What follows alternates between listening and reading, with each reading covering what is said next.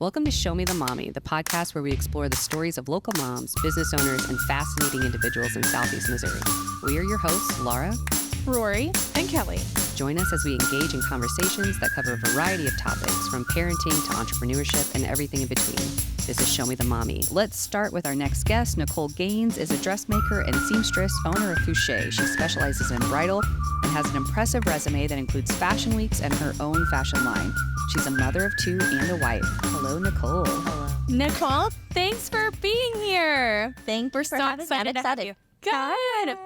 You guys all look so cute. Yeah. Thank you. Oh, you're adorable. Thank you. Oh my gosh. So tell us a little bit about yourself and your business. Well, she pretty much just gave you the rundown. That's it. She's like, the end, period. Episode complete. No. But I feel like I'm mainly a seamstress, I would say. Every once in a while, I get a project that is, makes me excited. And so I'll do like a custom dress or a custom veil or something like that. But I specialize in bridal.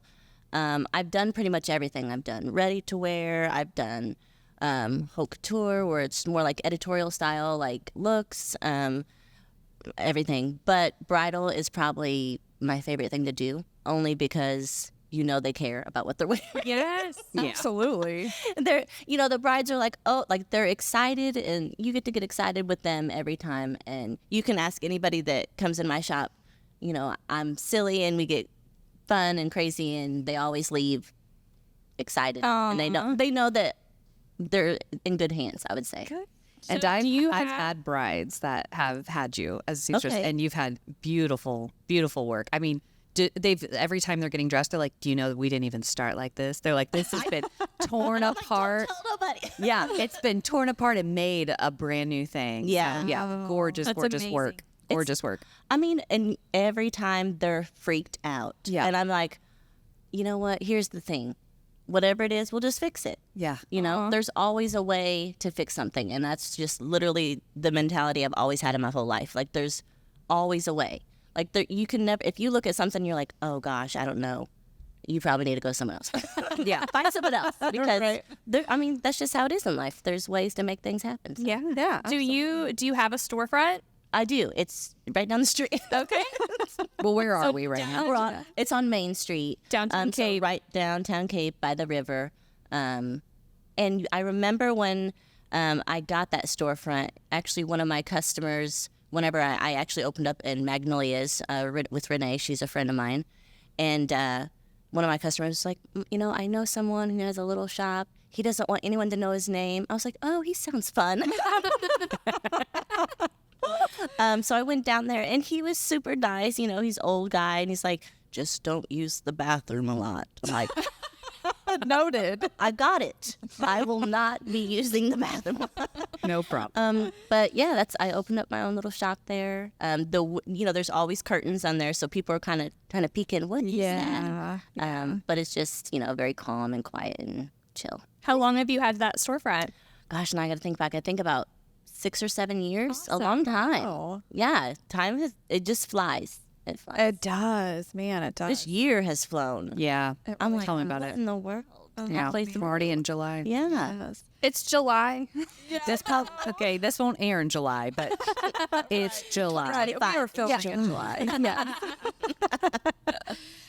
So we follow your journey on Instagram with your Okay. son and his autism diagnosis. Okay. So can you share a little bit about your reasoning to wanting to share that publicly in your story? Can you dive into that You know a little what? bit? I did not. I have just like a business Instagram, and then one day I was like, you know what? I think I'm gonna create an Instagram page that's about me, but mainly dedicated to him. I include my daughter sometimes. Right. So it doesn't look like I'm some weird parent who's only got one child, but I got two. And my husband kind of encouraged me to do it because when we first found out he was diagnosed, it was really hard. Yes. And I almost felt like crying. No, let it go. I have tissues. Yeah. I cried over everything. We'll cry with you. Yes.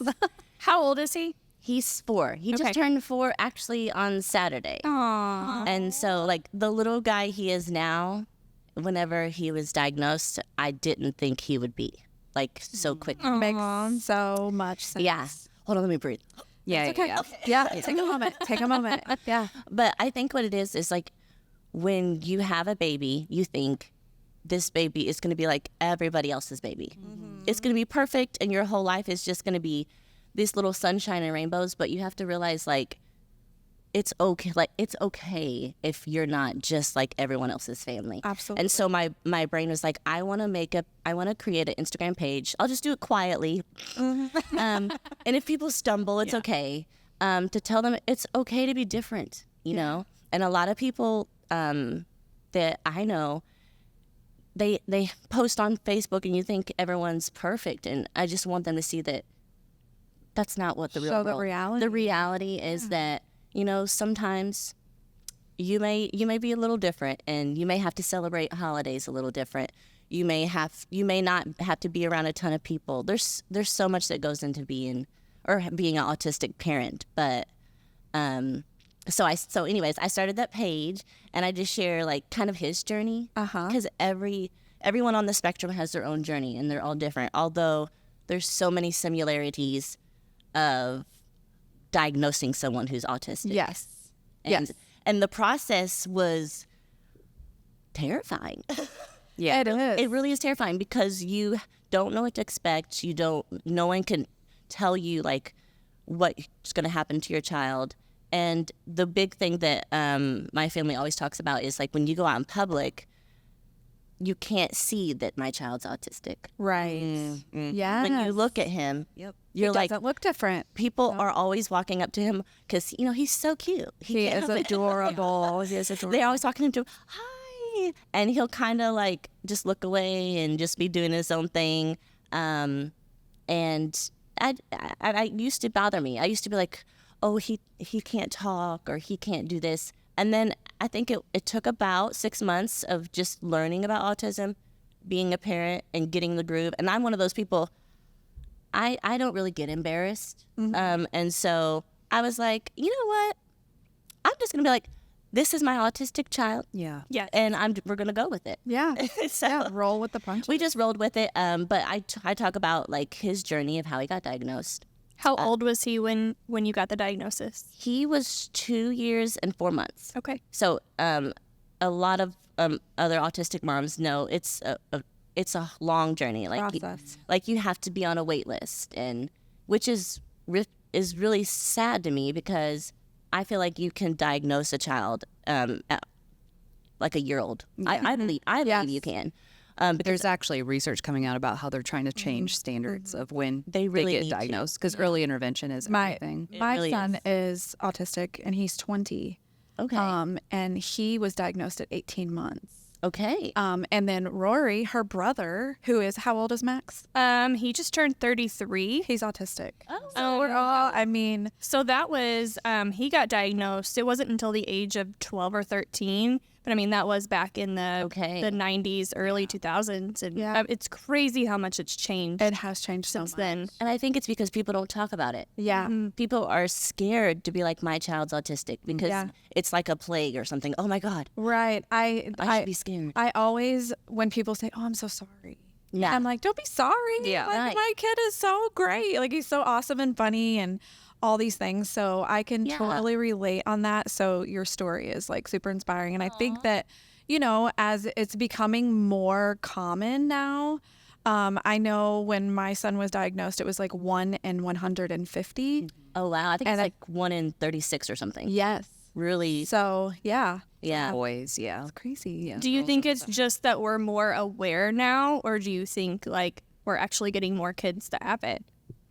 I think that because there's more, I would say more aware for sure. People are talking about it more. They're making it more normal to be okay with talking about it. Absolutely. And so a lot of times I think people hide it. I know so many people who are trying to hide that their child's autistic. And I'm like, oh, don't do that, because then it makes it harder for that child to feel like they're accepted, you know? And everyone wants their child to feel like, even though they're not playing with someone else, they can play beside them and feel like that's just who they are. Right. You know? But I do think that's what it is. I think there is a lot of undiagnosed people out there. I agree. And Totally I think agree. when you're a mom or if you work with autistic people, you can be in public and be like, okay. I mean, obviously, You can pick up on it a little. because you can see like certain little things that are just little quirks or stuff like that. Yeah, for sure. but yeah.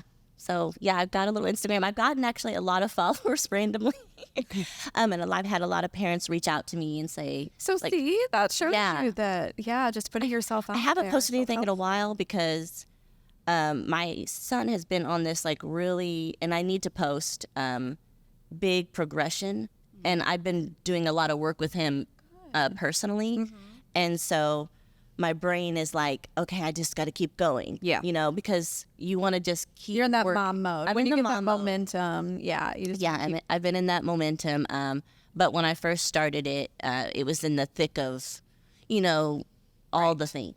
So if any moms are listening and they have like a recently diagnosed child with autism, what piece of advice can you give them? One piece of advice. I wish somebody would have told me that being autistic doesn't mean, like, I wish someone would have told me it's not about trying to cure your child. You can't, you are autistic, you are born that way, and it's okay. And I think I didn't know, I did not know that what autism was. I had no idea. And then when they told me, I was thinking it was this thing that is just going to, my son is not going to be okay. And I was terrified. And I think about all the journey of kind of this isolation. Like as a parent, you feel so isolated. Like you can't go to restaurants. You can't do all these things because you're so scared of someone looking at you or thinking your child's being bad when they're really just having sensory overload. Right. So I wish someone would have told me, you know what? Everything's going to be okay. And they're going to be who they're going to be. And that is okay. It's okay for them to be who they are. Can I go on a rant? Yes, please, I'm so Laura, rant sick away. and tired of people photographing kids in public melting down because of the kids that have autism, and you do not know that by just looking at them. You don't know if it's a temper tantrum or if it's sensory overload. And they post it, and these kids need whipped, and I don't care. Even if it's a neurotypical kid, I don't care. Yeah. Stop photographing kids in public. Stop videoing kids having meltdowns in public and trying to shame parents. You have no clue what those kids are going through. Absolutely. 100%. Always a big pet peeve of mine. That's such a violation of privacy too. It really You're just kind of minding your own business, trying to do your own and thing. the eye rolls, and especially when you have a kid with autism that does have sensory problems, going through the supermarket is difficult. And very that's difficult. where the isolation comes in, where we're like, we don't want to take them to the store because what if, Well, and now so you have curbside and all that, so life's changed. I do a lot of that. Yes. And I do. No, for sure, 100%. life's changed a lot with that. But I used to put, because Lyndon had autism, I used to put a vest on him, a sensory vest. He did? Yeah, I did not Lyndon know did. that. Yeah, so I put a sensory vest on him because when people saw the vest, they were way more empathetic to him because they could see it, and because he had a big problem with lights and flickering and all that kind of stuff. And it's so sad, but you did what you had to do to get by. Because I was like, I don't want to deal with the eye rolls. I would leave crying. People would come and ask me, "Are you his mother?" Because I couldn't calm him down. And I'm like, it's just ridiculous. People need to stay in their lane. For sure. So Like, just stop. Just stop. See, so Elijah's 4. Yeah. So the past, I would say, from the age 18 months to 2.5 was really hard. Yeah. Because I felt like that's when he started showing signs of being autistic. So that's when, and that was around the time of diagnosis. So going to the store was really hard. Yeah. Doing all these things was really hard. The most smallest thing was hard. Yes. And I think that's why I wanted to cry earlier. Yeah. Not because It's so difficult. I mean, I 100% love my little autistic man. Yeah. Well, yeah. We don't doubt that. But it's the struggle of he's new to being autistic. Yeah. Like he's new to realizing all these senses coming at him, and so it's hard for the parents too, because you have to watch your little baby being like, oh gosh, I don't know how to tell you that the lights are too bright, or that I'm cold, or things like that. No. And so when we're out in public, at first it would make me feel overwhelmed, and I would cry. Yeah. All the time. I wouldn't get sleep, and I'd go to work, and customers would not know that I look like trash. I would be like, but all my customers know I'm silly, so I'm like, sorry, I look like trash today. And it's okay. And most of the time they're like, oh God, thank God I don't have to look great. Yeah. I know. I always apologize. Sorry, I know. homeless, but it is what it But is. in public, Bruce was, I don't know, like my husband, when I see him in public, like I just feel, that makes me want to cry. I just feel very proud that he's my husband. Yeah. Because he is so calm. Yeah. But he's so stern, and he always has the right words, and he always educates people everywhere we go. Yeah. And I'm like, Because we're too, I think the moms, we are too emotional and we're so emotional. protective. Yeah. And it's like, get away from my Yes, baby. right. Like, and we will attack. like mama bear Yeah. mode. but he will stop people, and he'll tell them Good. and explain to them, he's autistic. This is how his brain works. Yeah. I love And he just goes into depth, and I'm like, I didn't know you knew that. Go Daddy Bruce. But How incredible for your son to have two amazing cheerleaders like that. absolutely. Yeah. Advocating for him. we talk about it all the time. I don't, and it makes me, I think we always think a lot about, like, it's so important to have that team at home. Like, even if you feel isolated, you have to, like, push through it for your little person. Yes. And you need like your husband or maybe your mom or somebody. You have to be okay with saying, hey, I need help. And it's hard, but not everybody has help. No. No, not everyone does. I know there's a lot of people who have, like, grandmothers and whatever. We don't really have a lot of help, but we balance our life out to make it work. We're very tired. Yes. Yeah. Very tired. We all need naps. Yeah, but I think if you just really think with that glass, being half full in a type of way, Yeah. you can try to, like, sometimes we're like, oh my God, I don't think we're gonna make it, and then the next day you're like, man, we made it. Yeah. And celebrate those victories. Yeah, we celebrate everything. Like, we'll be like just honestly, before I came here, this is gonna sound weird. Yeah. I can't go to the bathroom alone, so I'm on the toilet. Because the kids are coming. Yeah. Okay. I'm Got on it. the toilet, and Elijah's coming in there. I think he always knows where I'm going. I'm like his security blanket, and he's, he doesn't give a whole lot of eye contact. He does for Bruce, though. But I'm on the toilet, and he's looking at me, and he's going, and then he just smiles really big, and then this is how he gives kisses. He'll give me his forehead. Oh, Sweet. it's those moments. It really is. And I think there's something about, there's people always think, I'm an autistic parent. I can't do this, and this isn't happening. But there are things that, other people don't get, that sweet moment of, oh my God. You savor those just a little bit deeper. You think of things a little bit differently. Like, you just love super hard, all those little bitty things. Yeah. Oh, yeah. It changes your expectations. Absolutely. It wipes changed them me away. as a parent. Yeah. I did. I always said that Lyndon taught me pure love because you didn't have the expectation anymore of, okay, they're going to go to college or they're going to go be this or they're going to go be that. It was just right now, this moment, and that's it. There's no more expectations. And I think that's probably the biggest gift you can get as a parent is to delete expectations of your kid and just love them who That they is are. so true. I talk about that on one of my Instagram videos about holidays and things like that. It's okay if your child doesn't want to sit and have their picture taken in front of a bunch of family members or sit and eat what everyone else is eating. Yeah. You should see me. Like, I've gone to weddings bringing chicken nuggets. Yeah. And you know what? Like, I get looks all the time. Yeah. Sometimes it'll get to me a little bit, but that's why I want to talk about autism. Yes. Because I don't want people every day looking at your child like, And just stop it. I mean, we're all trying our best. Like, we don't need your judgment. If like you're seeing somebody walking with chicken nuggets, that's what kind of day it is. Okay? Right. We don't need you to be judging us right now. we don't. And I really wish people would, talk to their kids about other kids that are different. Yes. They may when not you- look different, but they're different. When you look at somebody's life, like if I look at your life, I see like 0.01% of your entire That's so life. true. And people don't know the whole story. Mm-hmm. And there's so much more than just the 30 seconds that you see of me and my child and their chicken nugget. Yeah. Right. Exactly. Right. For sure. That is so true. Yes. And pointing out, like they don't look different, and having like the looks and the stares. And so I relate to you like big on that,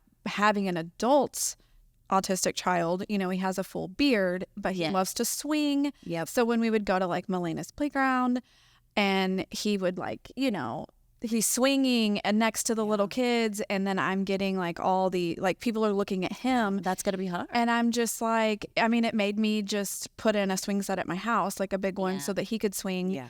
So it's just those things. So I love that we're bringing awareness, just so people can just relate to that and not be so judgmental. And the adults are such another conversation because they really are forgotten at a certain point. They're just kind of off services, out of school, everything else. And that was my biggest worry as well. It's like, okay, people tend to be more empathetic to kids for sure. Yes, that's but true. what happens when they become an adult? How do they have purpose in life? How do they, Yep. That's true. all of it.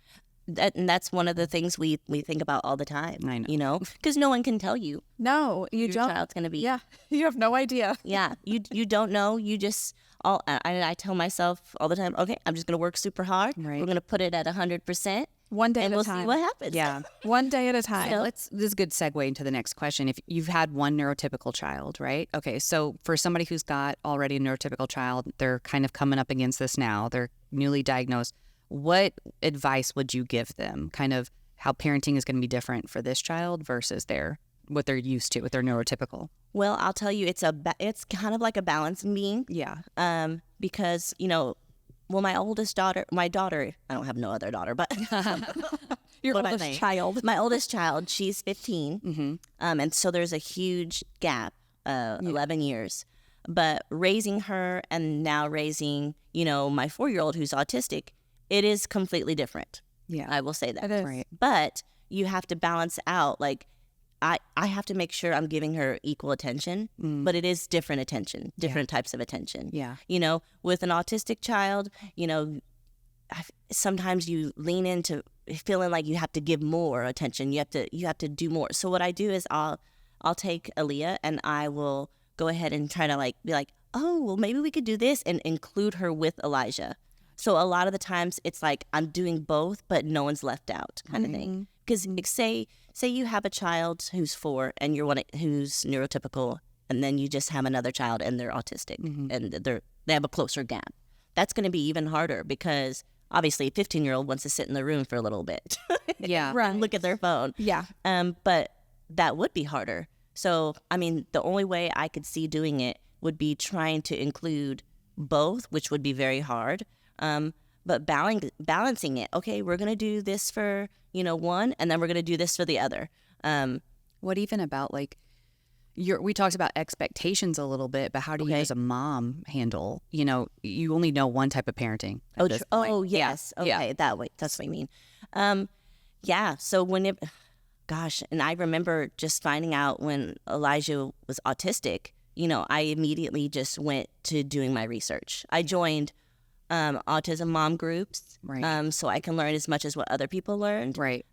Just so I could figure out how do I parent an autistic child, because parenting a neurotypical child, I feel like there's I don't want to say anything that's going to be wrong. So No. Oh, just tell the story. Everybody have some dang grace because we're all saying stuff that's wrong, okay? Yeah. Right. Come on.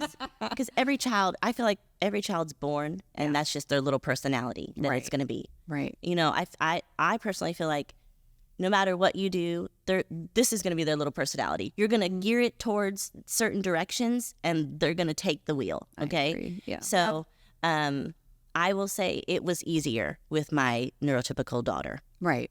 It just was. It is. Right. Because, for instance, feeding her. Now, for Elijah, the hardest thing of our entire day is feeding him.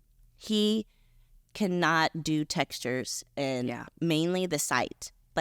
He will look at something and go, he will literally throw up at the sight of things. Yeah.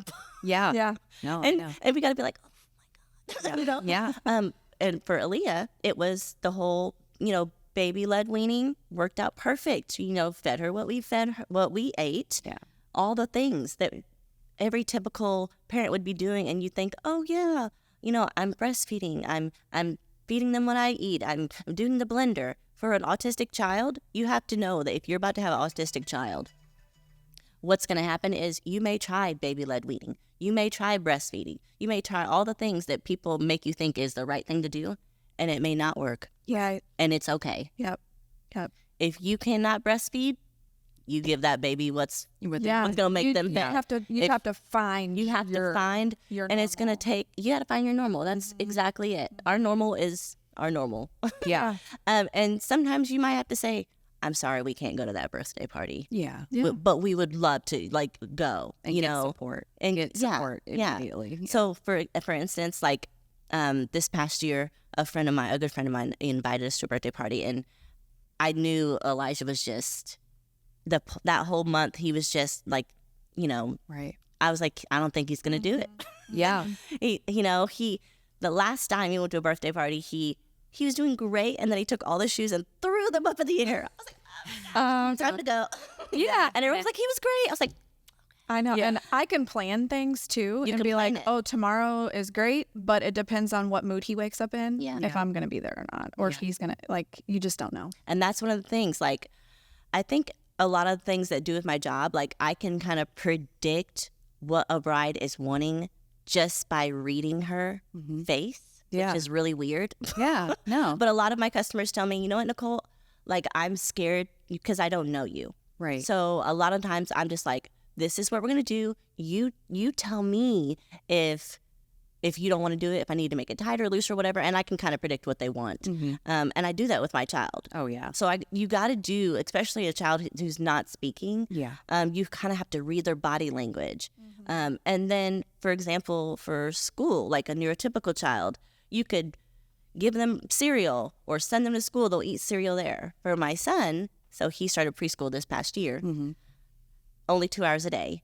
But just to get him to do 2 hours a day, what I have to do is a lot. So I have to wake up at 6 a.m. before he wakes up. I have to make sure he has slept a certain amount of hours. I have to feed him before he goes because he will not eat if there's people around. Something about all the people and the lights are distracting for him. Yep. So the teachers tell me, he'll just sit there and kind of play and the food, blah, blah, blah, which is fine. Yeah. I'm like, that's okay. I'm going to set him up. So there's a lot of things you have to do just to prepare your child to make sure they're regulated. Yeah. Sleep, eating. But anyways. So change your expectations of what that looks like. Change your expectations, and then just know that you're going to have a breakdown. Yeah. You're going to have a breakdown. Yeah. Don't we? Yeah, you will. You're going to have a mental breakdown. Just melt down with them. Yeah. True. But no, you just got to snap out of it. Yeah. You got somebody who's really needs their mama. Yeah. They depend on you. They depend on you. So, and I think that's, whenever I have a breakdown, I kind of think of all those little fun moments that when he just had a little progression.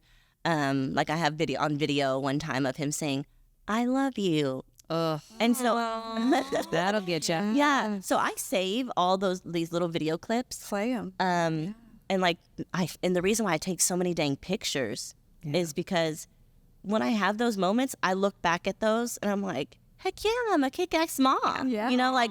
And we're doing this. Yeah. So I would say just have little reminders, lose the expectations, and just go with the flow with your baby. Yeah. Go with the flow of the baby or your toddler or your grown child, right?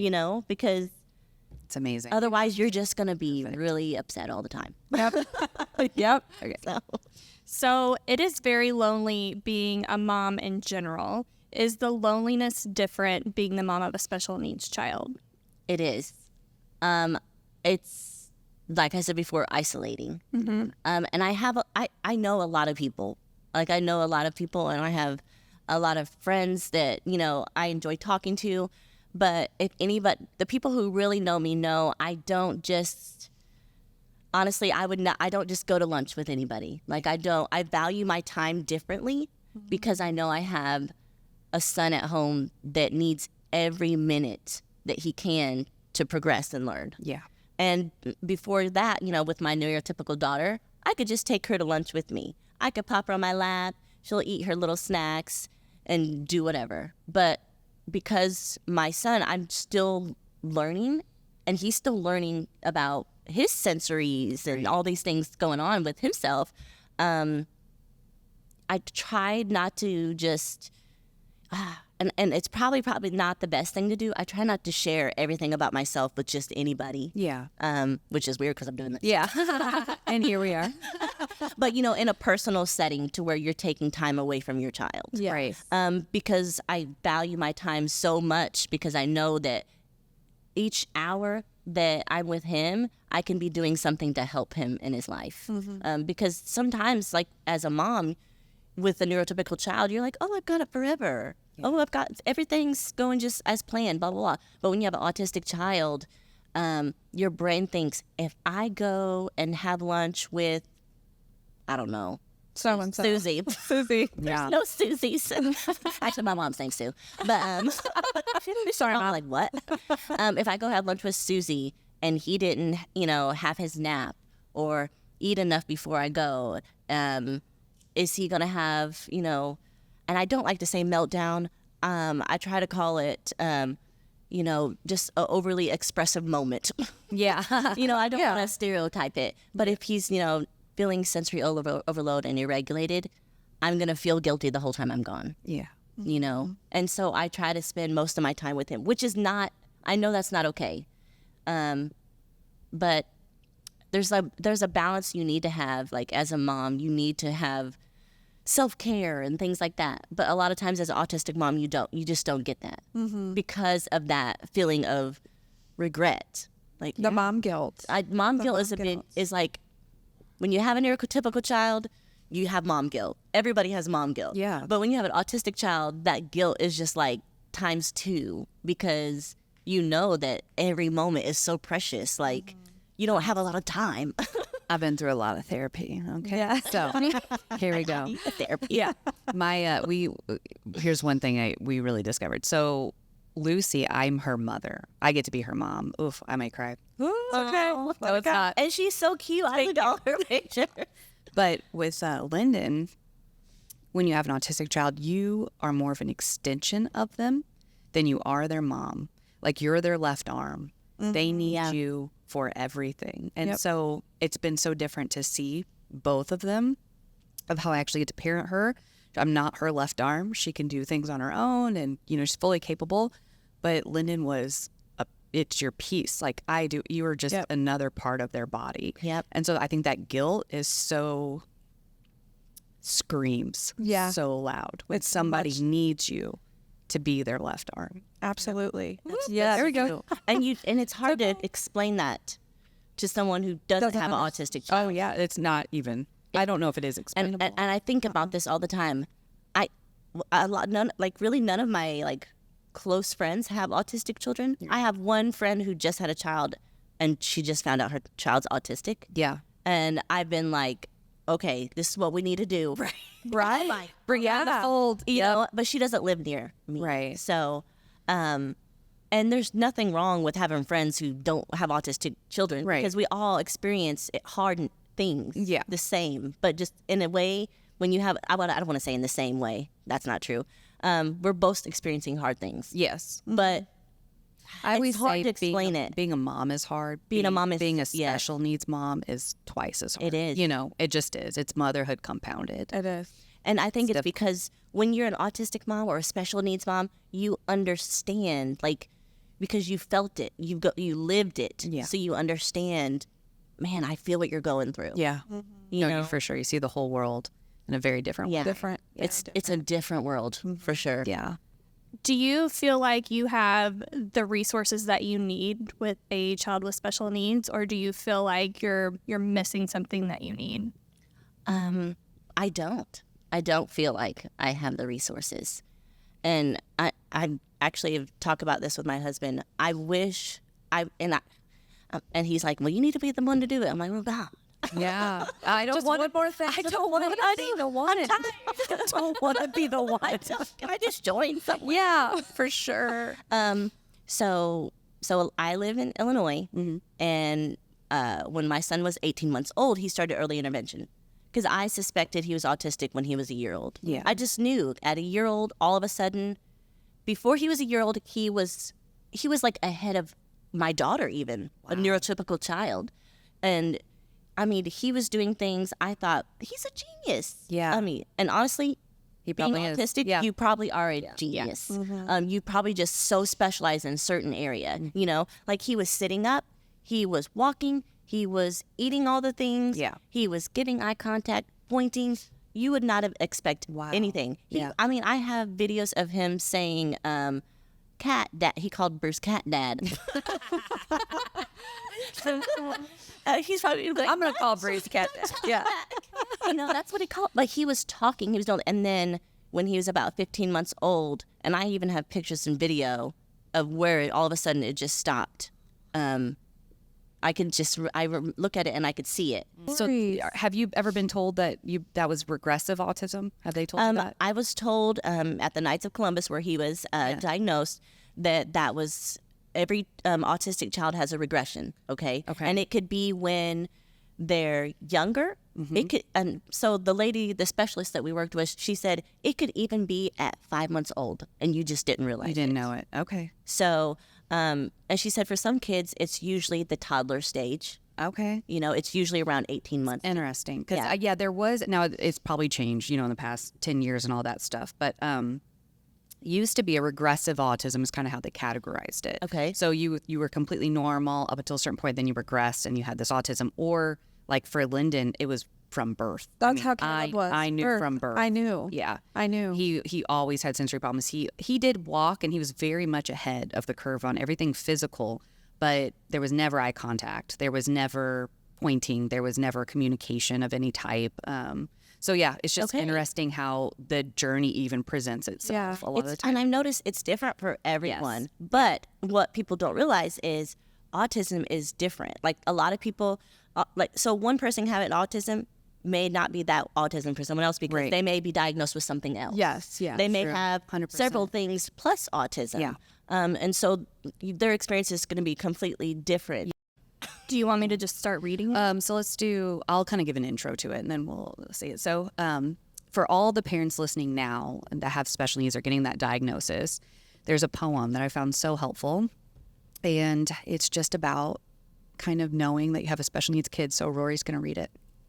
Welcome to Holland. When you're going to have a baby, it's like planning a fabulous vacation trip to Italy. You buy a bunch of guidebooks and make your wonderful plans. The Causoleum, the Michelangelo David, the gondolas in Venice. You may learn some handy phrases in Italian. It's all very exciting. After months of eager anticipation, the day finally arrives. You pack your bags and off you go. Several hours later, the plane lands. The stewardess comes on and says, "Welcome to Holland." Holland, you say? What do you mean Holland? I signed up for Italy. I'm supposed to be in Italy. All my life, I've dreamed of going to Italy. But there's been a change in the flight plan. They've landed in Holland, and there you must stay. The important thing is that they haven't taken you to a horrible, disgusting, filthy place, full of pestilence, famine, and disease. It's just a different place. So you must go out and buy new guidebooks, and you must learn a whole new language, and you will meet a whole new group of people you would have never met. It's just a different place. It's slower paced than Italy, less flashy than Italy, but after you've been there for a while and you catch your breath, you look around, and you begin to notice that Holland has windmills, and Holland has tulips. Holland even has Rembrandts. But everyone you know is busy coming and going from Italy, and for the rest of your life you will say, yes, that's where I was supposed to go. That's what I had planned. But if you spend your life mourning the fact that you didn't get to Italy, you may never be free to enjoy the very special, the very lovely things about Holland. Nicole, thank you so much for being here and sharing your story. I know a lot of moms are really going to appreciate this insight, and it's been so helpful. No, thank you for having me. Honestly, God, I feel like crying again. You know what? I hadn't posted anything on my Instagram in so long because I've been so just trying hard for my little guy's progression, and honestly, We got you. I honestly feel like I was like, why am I doing this? I'm glad I came. Yeah. No, there's going to be so many that are glad too. And I honestly don't even know if I had the right words, but I'm better than I have time to think about They're it. perfect. We just need you. But I feel like if I was to say anything is just make sure you just advocate for your child. My little guy, I'm still there. He's not getting all the services he needs. It's a struggle. So I do a lot at home. I took like a 40-hour course to learn how to all the speech pathologists are supposed to do. Right. I'm a seamstress trying to be a therapist. You'll be pretty much. everything. Yeah. You wear all the hats. Yeah. You'll be everything. So I'll just say, don't be afraid to wear all the hats. Yeah. And if you can't find the therapy, you could do it at home. You really can. Yeah. I mean, my little guy is talking in sentences now. Yeah. Wow. And just a year ago, he wasn't. Yeah. But I bought all the toys that the therapist got. I would go and look up, where'd you get that at? Okay. No. Because I knew when he was 3, he was going to age out. Yeah. And then I Yeah. have to try to, and a lot of insurances don't cover ABA therapy. Yeah. I don't even really know what it is still. So I'm still learning as other people, Right. probably are too. Well, you're doing a good job. So I'm trying to do Yes. everything. You're doing a Mom, great job. We're Thank proud you. of you. Yeah, we're proud of you. That's what you. Erin taught us. Yeah. We're proud of you. This on our last episode. We're proud of you. Proud of you. That's what we say. We're proud. We all started crying when she said, "We're proud of you." We're like, "Oh, Yeah. And honestly, that's the best advice you could give someone. Be proud of yourself. Yeah. Proud of you." You're doing something. Yeah. It's better than nothing. Absolutely. All right. Thanks so much. Okay. Bye. Okay. Bye. Hey guys, thanks for watching this episode from Show Me the Mommy podcast. Go ahead and follow us on Facebook, TikTok, Instagram, and YouTube at Show Me the Mommy podcast. You can keep up to date with every episode we release and new guests that are coming our way. See you guys soon.